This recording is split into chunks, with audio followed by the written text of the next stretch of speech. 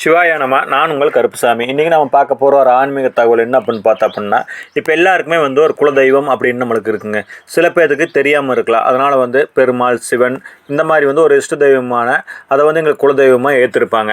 அதாவது பல பேர் நம்ம குலதெய்வம் அப்படிங்கிற நம்மளுக்கு எல்லாமே தெரியும். நம்ம பரம்பரையை நம்ம அது பூஜை போட்டு சாமி கும்பிட்டு வரோம் இல்லைங்களா, அதுதான் நம்மளோட குலதெய்வம். இப்போ அந்த குலதெய்வம் நம்ம வீட்டுக்கு வர வைக்கிறது எப்படி அப்படிங்கிறத பற்றி தான் பார்க்க போகிறோம். அது மட்டும் இல்லை, வீட்டில் எப்படி செழிப்பாக வைக்கணும் அப்படிங்கிறத பற்றியும் பார்க்க போகிறோங்க. இதுக்கு நீங்கள் என்ன பண்ணணும் அப்படின்னா, வருஷத்துக்கு ஒரு முறையாவது உங்களோட குலதெய்வத்துக்கு போயிட்டு வரணும். அப்படி போயிட்டு வரவங்க அங்கேருந்து யாரோட காலும் படாத இடத்துல, அதாவது யார் காலும் படாத இடத்துல ஒரு பிடி மண் எடுத்துக்குங்க. அந்த மண்ணை எடுத்துகிட்டு நேராக வீட்டுக்கு கொண்டு வந்துடுங்க.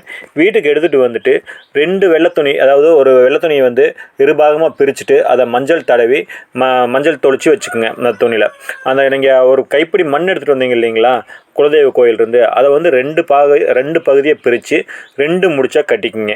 2 முடிச்சாக கட்டின பின்னாடி அதில் ஒரு முடிச்சு என்ன பண்ணுறீங்க அப்படின்னா, உங்களோட பூஜை ரூம், வீட்டில் நீங்கள் எங்கே பூஜை ரூம் வச்சுருக்கீங்களோ அந்த பூஜை ரூமில் மேல் பக்கமாக, அதாவது சாமி பாட்டா கீழே எல்லாம் வச்சு சாமி கும்பிட்டுருப்பீங்க இல்லைங்களா, அதில் மேல் பக்கமாக ஒரு முடிச்சை கட்டி வச்சுருங்க. கட்டி வச்சுட்டு இன்னொரு பகுதி முடிச்சிருக்கு இல்லைங்களா, அதை வீட்டுக்கு வெளியே நிலவாசப்படின்னு சொல்லுவோம், அதாவது ராஜவாசல் நிலவாசல் அப்படின்னு சொல்லுவீங்களா, அதுக்கு பின்புறம், அதாவது வீட்டுக்கு முன்னாடி இருக்கிற நிலவுக்கு உள்பகுதியில் நீங்கள் இன்னொரு பகுதி முடிச்ச நீங்கள் கட்டி மேலே தொங்க விட்டுருங்க. இதுக்கு நீங்கள் டெய்லி நீங்கள் வீட்டில் சாமி கும்பிடுவீங்க, வாரத்துக்கு ஒருக்கா சாமி கும்பிடுவீங்களா, அதாவது நீங்கள் எப்போ நீங்களாம் பூஜை போடுறீங்களோ அப்போது கற்பூர தெய்வமோ சாம்பிராணியோ நம்ம சாமிக்கு காட்டும் போது, தூபம் காட்டும் போது அதை இந்த 2 முடிச்சுக்கும் காட்டிட்டு வந்துட்டுருங்க. உங்கள் குலதெய்வத்தை நினச்சும் இந்த 2 முடிச்சுக்கும் காட்டிட்டு வந்துட்டே இருங்க.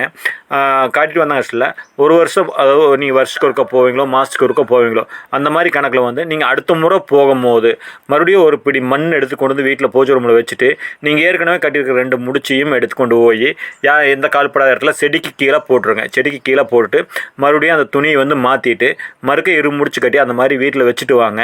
உங்கள் வீட்டில் உங்கள் குலதெய்வம் நின்று பேசுங்க. உங்கள் குலதெய்வம் வீட்டுக்கு வந்தாங்க கடைசியில் உங்களுக்கு செல்வாக்கும் ஓங்கி நிற்கும். இதை நம்பிக்கையுள்ளையும் கண்டிப்பாக செஞ்சு பாருங்க. சிவாய நம. இந்த சேனல் பிடிச்சி சப்ஸ்கிரைப் பண்ணுங்கள்.